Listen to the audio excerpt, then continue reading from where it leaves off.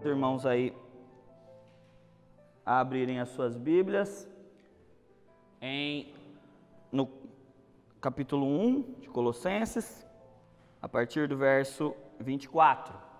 Nós vamos falar hoje então da plenitude da palavra. Nós estamos falando de como desfrutar dessa plenitude que é em Cristo. E como que a gente vai fazer isso? Plenitude de entendimento, nós precisamos de um entendimento pleno e nós precisamos da plenitude da palavra. Então, vamos entender o que é essa plenitude da palavra. Capítulo 1, verso 24. Agora me alegro em meus sofrimentos por vocês e completo no meu corpo o que resta das aflições de Cristo em favor do seu corpo, que é a igreja. Dela, a igreja, me tornei ministro, de acordo com a responsabilidade por Deus a mim atribuída. Que responsabilidade? De apresentar-lhes plenamente a palavra de Deus. O mistério que esteve oculto durante épocas e gerações, mas que foi manifestado agora a seus santos. A ele quis Deus dar a conhecer entre os gentios. A ele quem? Jesus. Quis Deus dar a conhecer entre os gentios a gloriosa riqueza deste mistério, que é Cristo em vocês, a esperança da glória. Nós o proclamamos, advertindo e ensinando a cada um com toda a sabedoria, para que apresentemos todo homem perfeito em Cristo. Para isso, eu me esforço lutando conforme a sua força que atua poderosamente em mim. Nós vamos ler só até aí agora, depois nós vamos ler mais do capítulo 2 e hoje a gente vai tentar chegar até o capítulo 3.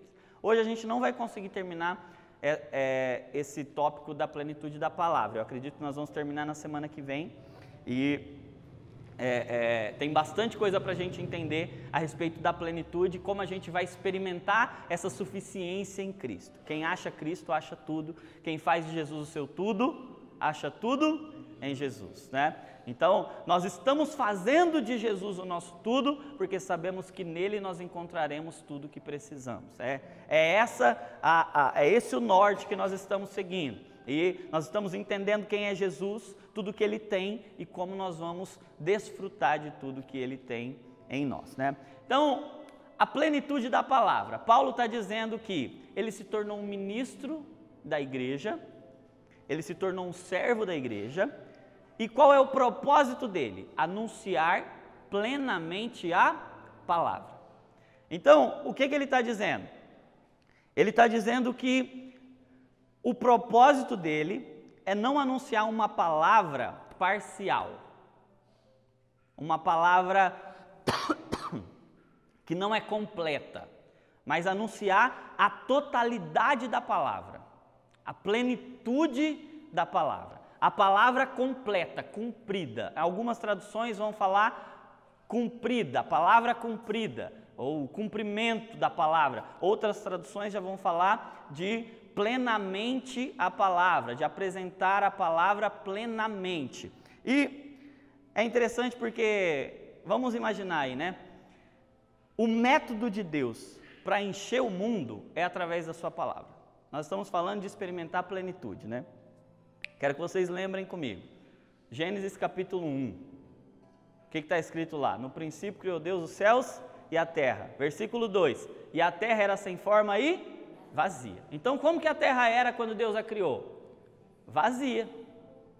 Qual é o método de Deus para encher o vazio do mundo? A palavra.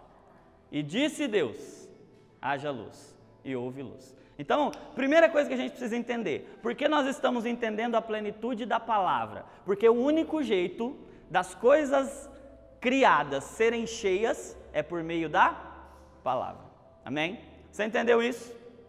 Então, o único jeito da gente viver, experimentar essa plenitude de Cristo, é se a palavra de Cristo habitar ricamente em nós. Isso é Colossenses 3,16. Que habite ricamente em vós a palavra de Cristo. Por quê? Só habitando em você a palavra de Deus, você vai experimentar a plenitude. É quando Deus diz que o vazio é preenchido. Amém? Então, primeira coisa, antes da plenitude sempre vem a palavra. Deus vai enchendo o mundo com a sua palavra. Sabe com que o seu mundo vai ser cheio? Com a palavra. É quando Deus diz que o vazio que tem dentro de nós vai sendo preenchido. E é interessante porque Jesus vai dizer a Satanás, né? Nem só de pão viverá o homem, mas de toda palavra que procede da boca de Deus. Porque o que nos enche de verdade não é o que entra pela nossa boca, mas é o que sai da boca de Deus, amém? Então, você está vivendo um vazio, você está precisando de uma vida mais completa, mais plena, uma vida mais cheia, com mais sentido, com mais significado. Sabe do que você precisa? Você precisa ouvir mais o que Deus está falando. E aí é uma questão interessante, né? Porque sempre que nós precisamos ser mais cheios, o que nós precisamos é ouvir mais a palavra de Deus. Nós precisamos da palavra para experimentar a plenitude. Entendemos isso, amém? Segunda coisa que a gente precisa entender é que a palavra que gera plenitude é a palavra plena. Que palavra plena é essa? É a verdade completa do Evangelho. Por que tem muita gente usando trechos da Bíblia? Por que tem muitas religiões que estão usando partes da Bíblia e não experimentam a plenitude? Por que a Bíblia é usada para justificar tanta maldade, tanta atrocidade? Por que a Bíblia ou se não totalmente, mas partes da Bíblia são usadas para embasar, para fundamentar tantas religiões? O meu pai mesmo conta que ele foi evangelizado pelos espíritas com um trecho de João: aquele que não nascer de novo não pode ver o reino de Deus. Então, olha como a palavra parcial ou uma palavra não completa não vai gerar plenitude, ela vai gerar mais vazio. Você pode lembrar que o diabo, quando ele vai tentar Jesus e quando ele vai tentar a serpente, ou quando ele vai tentar Eva, ele não vai dizer coisas que ele inventou. Ele vai distorcer coisas que Deus disse. Quando ele vai falar com Jesus, ele usa só a palavra, mas não é a palavra plena. E é aí que está. Por que tem tanta gente sendo enganada? Por que tem tanta heresia? Por que tem tanta igreja, vamos usar a igreja aí entre aspas, que mais desprega o evangelho do que prega? Porque é uma palavra que não é completa. E aí nós vamos lembrar, vocês lembram que quando a gente introduziu o estudo de Colossenses, a heresia de Colossos, ela tinha alguns pontos principais, né? Tinha, dentre essas, das heresias de Colossos, aquela parte que falava do legalismo, que os irmãos lá em Colossos estavam sendo submetidos a pressões para que eles tivessem que guardar a circuncisão, o sábado, as festas religiosas, a lua nova e aquela coisa, e um ascetismo: não toque, não prove, não manuseie. Era um peso de regras, de legalismo, e o povo estava sendo escravizado. E aí Paulo está escrevendo para esse povo, porque o gnosticismo trazia essas mensagens: o espírito é bom, mas a carne é má, então a natureza é má, então o que você precisa fazer? Você precisa negar sua natureza, você precisa dizer não para você precisa suprimir a sua natureza por completo, para que você possa experimentar a plenitude. Então, o que Paulo está dizendo é que uma palavra que não é completa, não completa. Uma palavra mal pregada não é palavra de Deus, é palavra do diabo. A palavra de Deus, dita fora do contexto ou com uma intenção diferente da que Deus disse ao escrever, né, ao dizer ao povo, não é palavra de Deus, é palavra de Satanás. Porque Satanás chega com a palavra de Deus, mas dita com uma intenção diferente, e aquela palavra não é palavra de Deus, é palavra de Satanás. Então, não é todo versículo usado de forma isolada, de forma não completa, e não é nem, às vezes você pega um trechão da Bíblia, Mas se você não entender a mensagem completa, você pode fazer daquilo uma heresia, você pode se esvaziar e ser escravizado. Então, a palavra que gera plenitude é a palavra plena. E o que Paulo está dizendo? Eu quero anunciar a vocês a palavra plenamente. Eu quero mostrar tudo para vocês. Porque se eu mostrar só uma parte, vocês podem ser escravizados, né? Os colossenses estavam sendo atacados por uma doutrina que pregava uma palavra parcial. Então ele está dizendo, eu quero anunciar a vocês a plenitude da palavra. Então eu quero que vocês entendam a palavra plenamente. E aí ele vai dizer o que é isso. A verdade completa é a mensagem de Cristo. Então, a plenitude da palavra é a mensagem de Cristo. E nós vamos entender mais sobre isso. Pode passar o próximo, por favor, Arthur? Isso aqui, gente, é uma coisa que eu queria ter falado para vocês na introdução, mas eu achei por bem segurar até agora, porque é algo interessante que exige um tempinho da gente. Cristo é a plenitude da palavra. Quem concorda, diga amém. A palavra é sobre Cristo, amém? Por exemplo, se nós entendermos que Cristo é o verbo é a palavra, então toda a palavra tem o propósito de revelar quem é Cristo. Então toda a Escritura é divinamente inspirada e ela tem o objetivo de testemunhar e testificar acerca de Cristo. Jesus não disse que são as Escrituras que testificam a respeito dele. Então qual é o propósito da Escritura? Mostrar Cristo. Cristo é a plenitude da palavra. Então toda a palavra, desde o Gênesis ao Apocalipse, ela tem um objetivo: apontar e revelar Cristo. Cristo é o segredo que estava oculto de gerações e agora foi revelado a nós.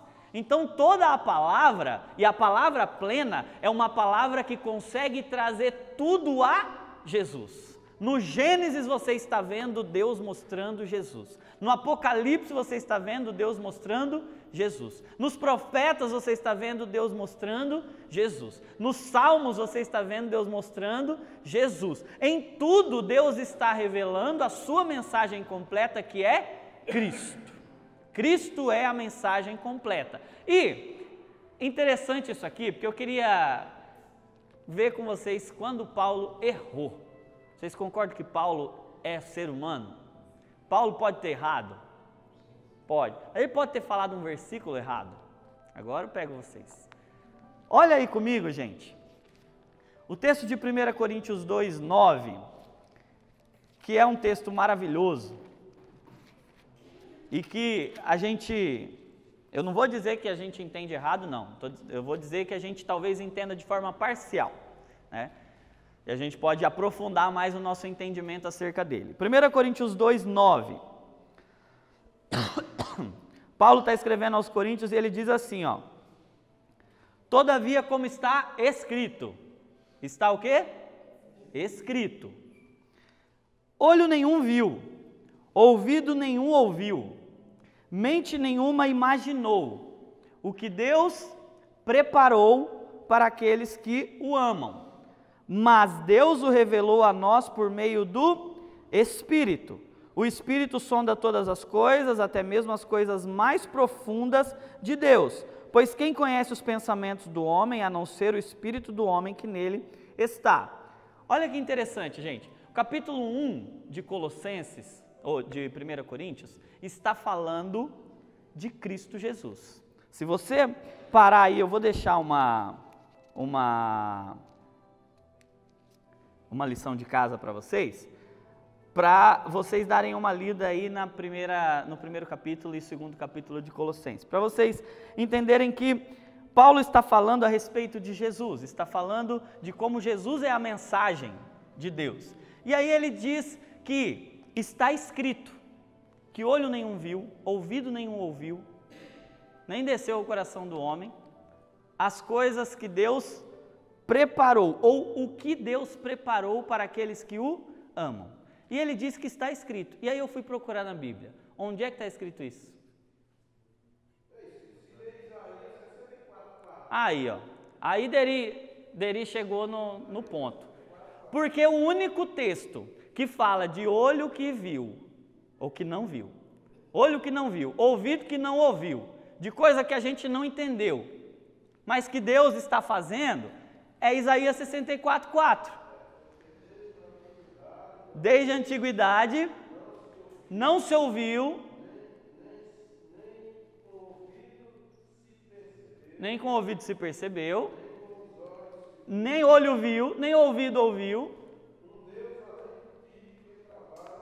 um Deus que trabalha em favor daquele que nele espera. Vocês concordam que quando a gente pensa no texto de 1 Coríntios, a gente está pensando do céu? Olho nenhum viu, nem ouvido ouviu, nem desceu o coração do homem o que Deus preparou para nós. E a gente entende que ele está falando do céu, correto? Eu vou dizer que está errado? Não, mas eu vou dizer que está parcialmente, que a gente pode entender um pouquinho melhor. E Paulo, eu entendo que, se só está escrito a respeito disso em Isaías 64:4, Paulo estava se referindo a esse texto. Mas Paulo não citou errado? Paulo não errou, porque olha só, Isaías 64:4, desde a antiguidade não se ouviu com o ouvido, nem se viu com o olho, olho nenhum viu, ouvido nenhum ouviu, um Deus como o nosso Deus, que trabalha em favor de todo aquele que nele espera. Então olha só, nenhum ouvido ouviu, nenhum olho viu, um Deus que está trabalhando por aqueles que nele esperam. Já 1 Coríntios ele fala o seguinte: olho nenhum viu, ouvido nenhum ouviu, o que Deus preparou para aqueles que o amam. Quais são as diferenças aí? Para Isaías, Deus disse o seguinte: olha, eu estou trabalhando. Eu estou trabalhando e vocês têm que estar esperando. Eu estou fazendo algo por aqueles que nele, ou por aqueles que em mim esperam. De quem ele estava falando? Qual era o trabalho que Deus estava fazendo? Deus estava revelando Jesus. Agora olha Paulo. Paulo não errou o versículo. Aí eu vou dizer, Paulo não errou, ele já interpretou.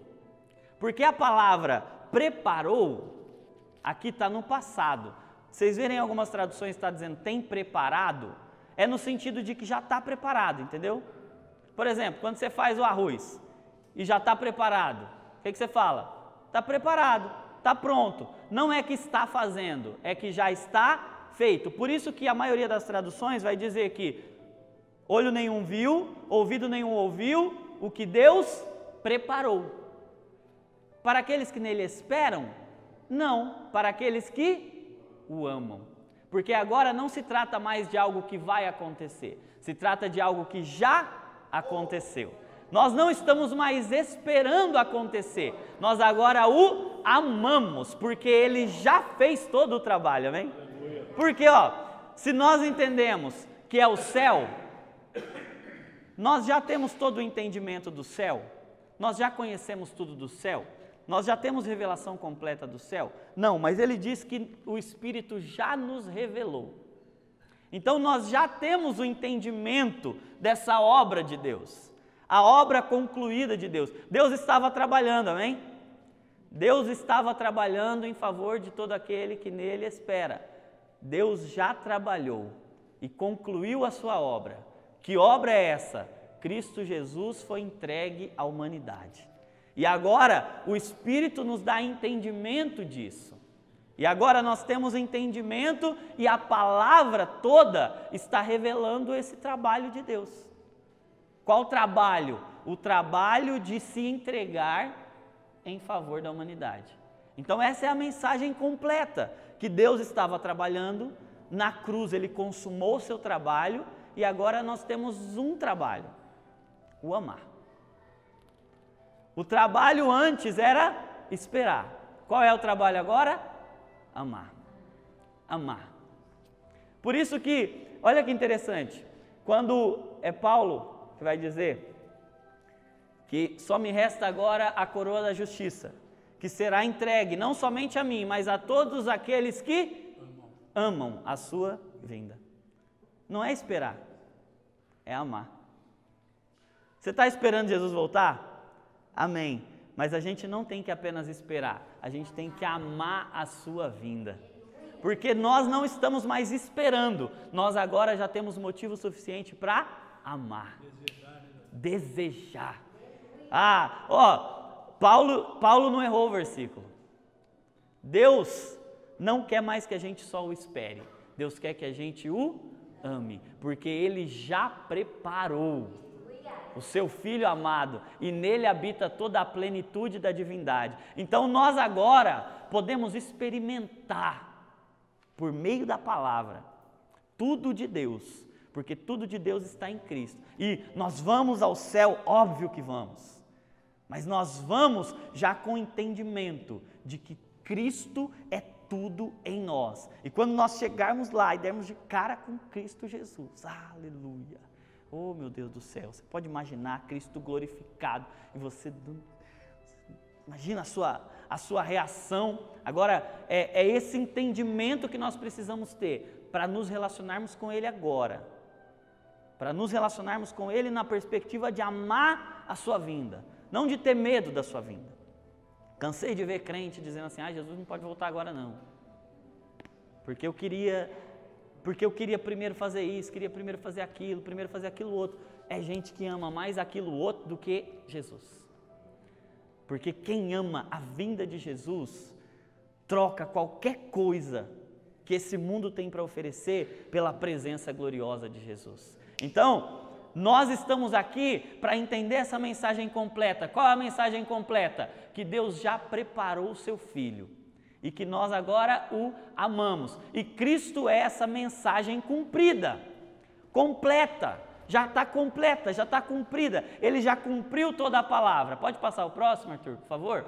Agora, eu quero que os irmãos abram comigo aí em Colossenses 2, a partir do 6, e nós vamos ler até o 23. É uma leitura um pouquinho extensa, mas que vai dar base para nosso entendimento. Então, Colossenses 2, do 6 até o 23, diz assim: portanto, presta atenção porque isso aqui já é pregação, você não precisaria nem de explicação, o texto é autoexplicativo. Portanto, assim como vocês receberam Cristo Jesus, o Senhor, continuem a viver nele, enraizados e edificados nele, firmados na fé, como foram ensinados, transbordando de gratidão. Está centralizando a fé em Cristo. Assim como você recebeu, continue a viver nele, edificado e enraizado, firmado na fé, como foram ensinados, transbordando de gratidão. Tenham o cuidado. Agora, olha que interessante. É disso que nós estamos falando aí, né? Tenham cuidado para que ninguém os escravize a filosofias vãs e enganosas, que se fundamentam nas tradições humanas e nos princípios elementares deste mundo e não em Cristo. Olha o que ele está fazendo, centralizando em Cristo, porque tinha gente que estava trazendo tradições, que estava trazendo princípios, que estava trazendo filosofias, enganos, e estavam fundamentando a fé naquilo e não em Cristo. E isso não tem fundamento, não tem raiz. Paulo está dizendo, enraize em Cristo, firme em Cristo, pois em Cristo habita corporalmente toda a plenitude da divindade, e por estarem nele, que é o cabeça de todo poder e autoridade, vocês receberam a plenitude. Nele também vocês foram circuncidados. Olha que interessante, olha Paulo explicando os mistérios, não com uma circuncisão feita por mãos humanas, mas com a circuncisão feita por Cristo, que é o despojar do corpo da carne. Isso aconteceu quando vocês foram sepultados com ele no batismo, e com ele foram ressuscitados mediante a fé no poder de Deus que o ressuscitou dentre os mortos. Aqui ele já deu nos judaizantes que estavam tentando circuncidar todo mundo.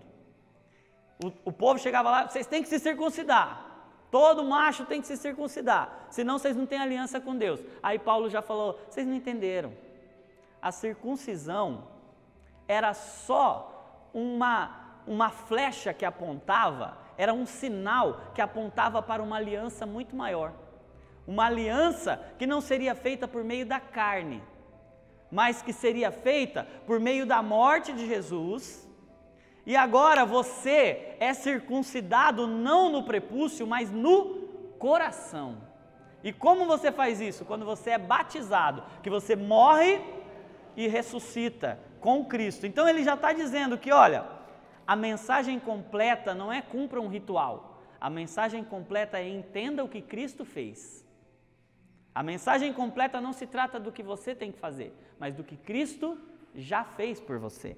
E agora, isso aconteceu quando vocês foram sepultados com Ele no batismo e com Ele foram ressuscitados, mediante a fé no poder de Deus que o ressuscitou dentre os mortos.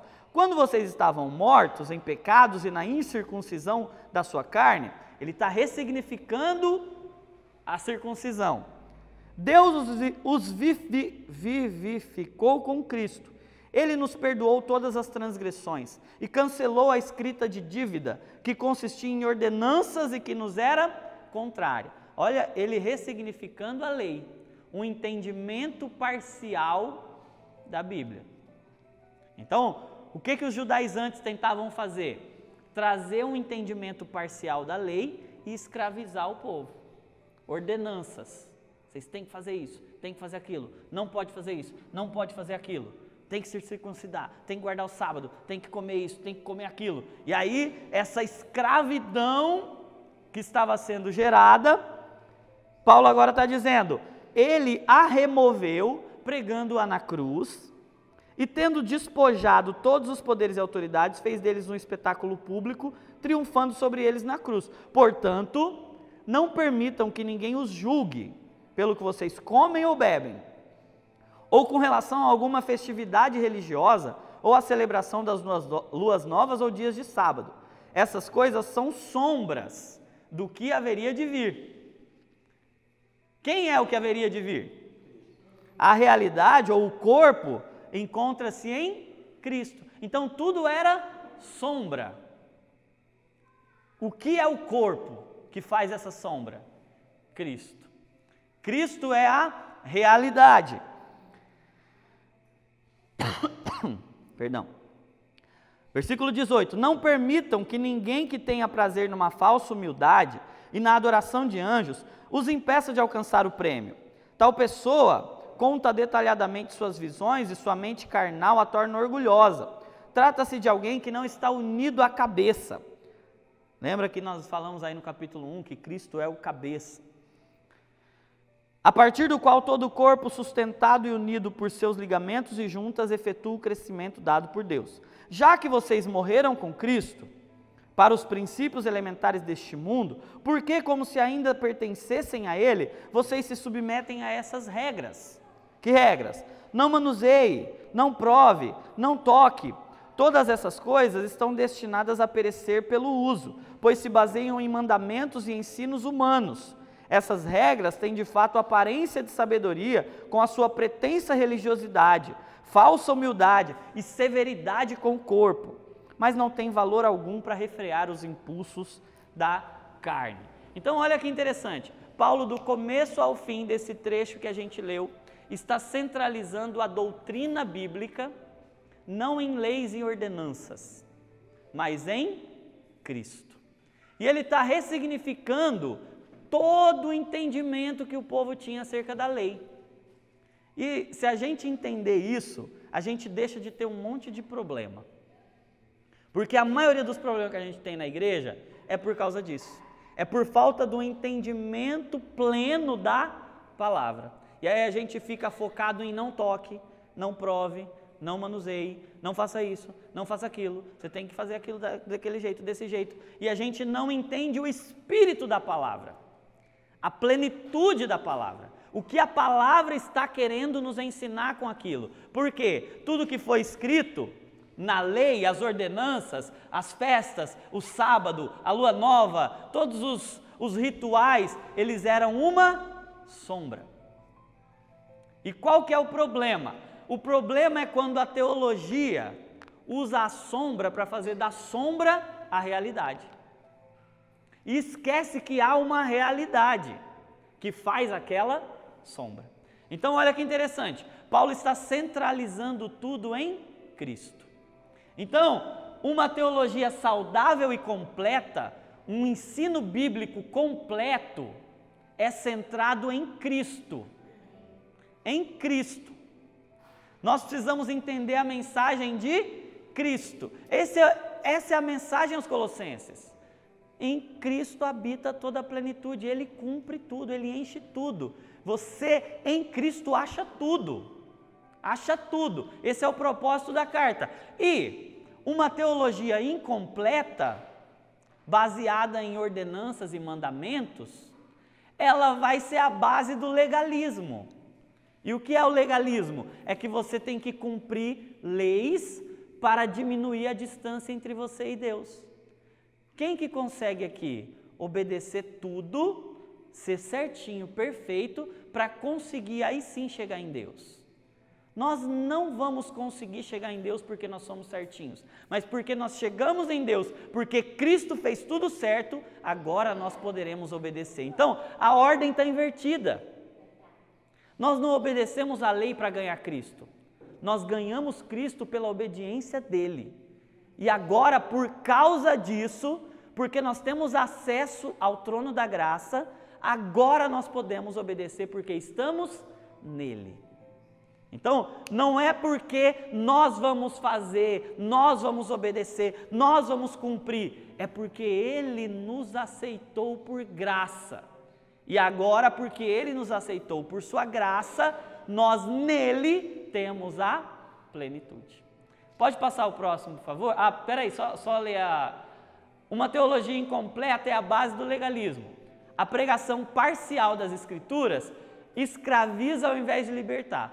Por isso que a gente vê muita gente crente, mais escravizada e não liberta. Escravo e não liberta. Vivendo uma vida vazia, ao invés de uma vida plena. Como que a gente vai experimentar plenitude? Quando a gente entender a mensagem completa. Entender que a mensagem é sobre Cristo. Precisamos estar edificados e enraizados em Cristo, firmados em Cristo. E aí, a partir do momento que Cristo está em nós, que nós temos intimidade com Cristo, que nós nos relacionamos com Cristo, obedecer não se trata de regras e mandamentos, mas se trata de um relacionamento e de uma nova natureza. Pode passar o próximo, por favor, Arthur? Aí olha que interessante, o legalista, aquele que vive relacionado não com Deus, mas com as leis de Deus, e aí eu quero fazer uma pergunta para você. Com quem você se relaciona? Com Deus ou com a lei de Deus? Porque se você se relaciona com mandamentos, você está correndo o risco de ser um legalista. Não posso fazer isso. Não posso fazer aquilo outro. Não posso fazer aquilo outro. Mas se você se relaciona com Deus, é diferente. A motivação para obedecer é outra. E aí é sobre isso que nós temos que pensar. Por que a gente faz o que a gente faz? Por que a gente deixa de fazer o que a gente deixa? E aí essas perguntas a gente tem que responder para entender o espírito da palavra, a palavra plena. É esse o entendimento que nós temos que ter da palavra. Que a palavra, e aí quando a gente olha para o legalista, ele está fazendo isso. O legalista está fazendo da sombra a realidade. Então olha que interessante. O legalista faz da sombra uma realidade e faz de uma parte o todo. Porque olha que interessante, gente. Todos vocês conseguem olhar para baixo e ver uma sombra, correto? Todo mundo está vendo aí? Paulo vai dizer que essas ordenanças eram sombra. E eu digo para vocês, a sombra é uma coisa boa ou uma coisa ruim? Boa. A sombra não é ruim. Por isso, olhar para as ordenanças de Deus e falar que elas são ruins? Não, obviamente elas são boas. Elas são maravilhosas. Porque para quem só está olhando para o chão, o único jeito de saber que tem alguma coisa para cima é a sombra. Então qual era o melhor jeito de Deus se revelar? Através de uma sombra. Aquele que habita a sombra. Sombra do Onipotente. Estar na sombra não é de todo ruim. Então, olha que interessante. Um olhar parcial da Bíblia não é de todo ruim. O problema é quando você se fixa no parcial e despreza o todo. Imagina que eu só olhasse para baixo, eu estou conversando com a lua aqui, mas em vez de eu olhar para a lua, eu fico olhando para a sombra da lua.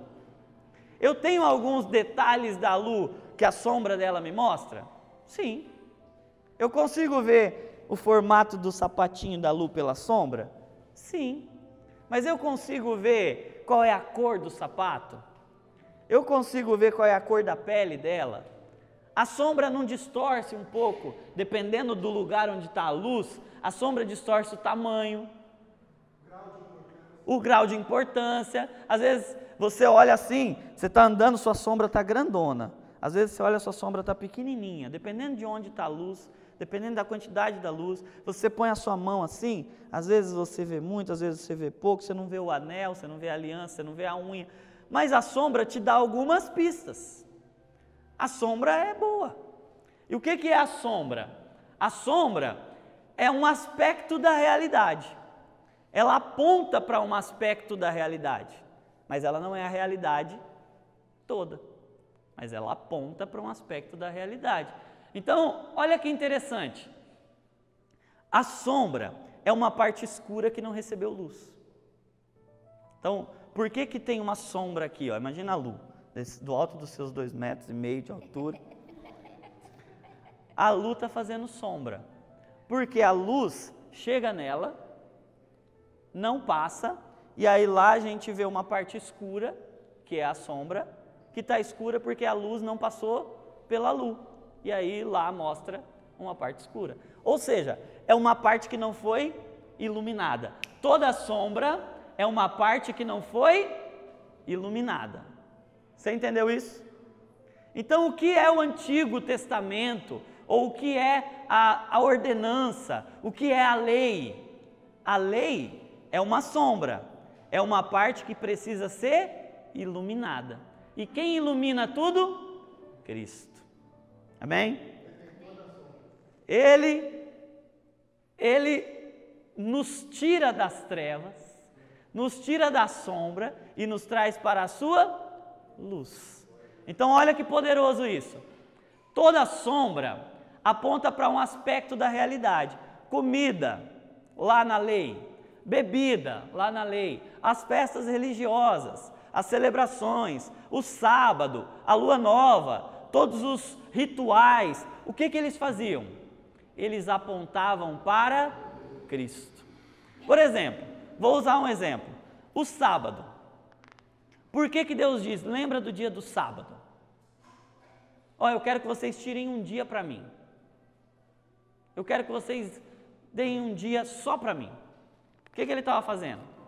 Ele estava dizendo, eu sou digno de que você separe 1/7 do seu tempo para mim. Eu quero. Só que isso é o todo? Não, porque Deus quer um dia nosso. Deus quer quanto de nós? Tudo. Então olha o que ele estava fazendo. Ele estava pedindo um dia, porque um dia era a sombra. Hoje o que ele quer? Tudo. Hoje ele não quer o domingo no lugar do sábado. Porque às vezes a gente acha que Deus trocou, né?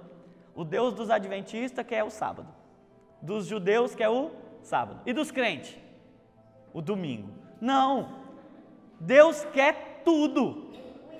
Deus quer todos. Então o que era o sábado? O sábado era uma sombra. E o que é a realidade? A realidade é Cristo, o Senhor do sábado. Aí ele chega no sábado, está lá curando todo mundo, e todo mundo indignado. Por que você está fazendo essas coisas no sábado? No sábado não pode fazer isso. Ele fala assim, ei, o sábado era uma sombra, a realidade sou eu. O corpo sou eu. O sábado estava só mostrando que tinha um que viria, que mostraria que um dia é muito pouco para Deus, Ele é digno de tudo. Então, tudo que é lei, mandamento, eles têm um propósito, te mostrar que Cristo é tudo. Te mostrar que Cristo é a mensagem completa. Então, toda sombra revela uma parte escura que não foi totalmente preenchida pela luz. O que é isso? Dívida. O que a lei fazia? A lei fazia com que eu tivesse um monte de ordenança que era contrária a mim. Para olhar para a lei, como todo judeu sincero faz, ele olha para a lei e tenta. Mas ele consegue obedecer tudo? 613 mandamentos. Só nos 10 mandamentos a gente já cai. Ninguém conseguiria. Aí o que acontece? A lei gera uma escuridão, gera uma sombra, gera uma dívida. E o que Cristo faz? Cristo vem e ocupa esse lugar de luz. A sombra é preenchida pela luz dele. E agora nós ressuscitamos com ele para estar nele. E agora, porque estamos nele, nós podemos obedecer como ele obedeceu. Então, olha que interessante. Não se trata disso. Isso pode, isso não pode. Aquilo pode, aquilo não pode. Não se trata disso. Se trata de Cristo. Cristo. E aí nós vamos entender mais na semana que vem a respeito disso. Porque pode gerar um outro extremo. Tem o extremo do legalista. E aí tem o cara que entende assim, então Cristo já fez tudo? Do relaxado. Aí o cara fala assim, então não preciso mais fazer nada? Está tudo feito em Cristo? Sabe o que esse cara é? Ele não é um legalista, esse cara é um desviado. Ele é um safado. Ele não nasceu de novo. Ele acha que entendeu, mas ele não entendeu. Porque quem entendeu o que Cristo fez, ele agora entendeu o que Cristo fez por ele, que ele estava morto e que Cristo morreu no lugar dele e ressuscitou com ele, Cristo o ressuscitou com ele, agora ele não vai mais, eu vou fazer isso aqui porque não tem nada a ver. Ele vai falar assim, peraí, Cristo me deu uma nova natureza, eu agora estou em Cristo e isso não faz parte da natureza de Cristo. Pode ver que Paulo vai começar a dizer agora um monte de coisa que você não pode fazer. Fuja da imoralidade, não minta um para o outro. Ele vai começar a dar mandamento. Aí você fala assim, mas peraí, não faz sentido. Como é que ele fala? Não se submeta, não toque, não prove, não manuseie. Como é que agora ele pode chegar e falar assim, fuja da imoralidade? Ele não está dizendo não toque no que é imoral? Só que ele está dizendo, não gente, não é isso. Você precisa entender. Não é que você não pode tocar ou que você não deve tocar e fundamentar sua experiência com Deus no mandamento. A questão é que você já ressuscitou com Cristo. Isso não combina mais com você. Você não tem mais prazer nisso. Você nasceu de novo. Isso é coisa de morto. Isso é coisa da sua velha vida. Isso aí não faz mais sentido. Então, foge disso. Se dispa. Se livra das coisas velhas, porque agora você é uma nova criatura. Aí você obedece, não porque você está obedecendo uma regra, mas porque você ama Cristo. E a natureza dele agora te preencheu. Então é diferente. Jesus é o corpo que preenche o espaço da sombra. Ele cumpre o que nós não conseguimos e nos tira das sombras para a luz. Pode passar o próximo, vamos encerrar. Perdão, gente. O legalista se fundamenta em tradições humanas e não em Cristo. Aí eu quero lembrar, a resposta para toda pergunta tem que ser Cristo. Por que você faz isso? Porque Cristo gosta. Por que você não faz isso? Porque Cristo não gosta. Por que você faz isso? Porque agrada a Cristo. E por que você não faz isso? Porque não agrada a Cristo. Por que você não faz isso? Porque não faz parte da natureza de Cristo. E por que você faz? Porque faz parte da natureza de Cristo. É porque seu pastor não deixa? Não. Meu pastor está só me ajudando a me apropriar da natureza de Cristo. Você vai deixar de fazer então? Você é um escravo? Não. Eu sou livre para dizer que eu não quero, porque eu sou liberto dessa natureza velha. Eu agora tenho uma nova natureza em Cristo Jesus. Então, olha que interessante. Toda obediência que não é fundamentada em Cristo gera legalismo. Toda vez que você obedece porque alguém mandou, porque o pastor proibiu, porque a igreja proibiu, mas não para agradar a Cristo, você está se tornando um legalista. A resposta tem que sempre ser Cristo.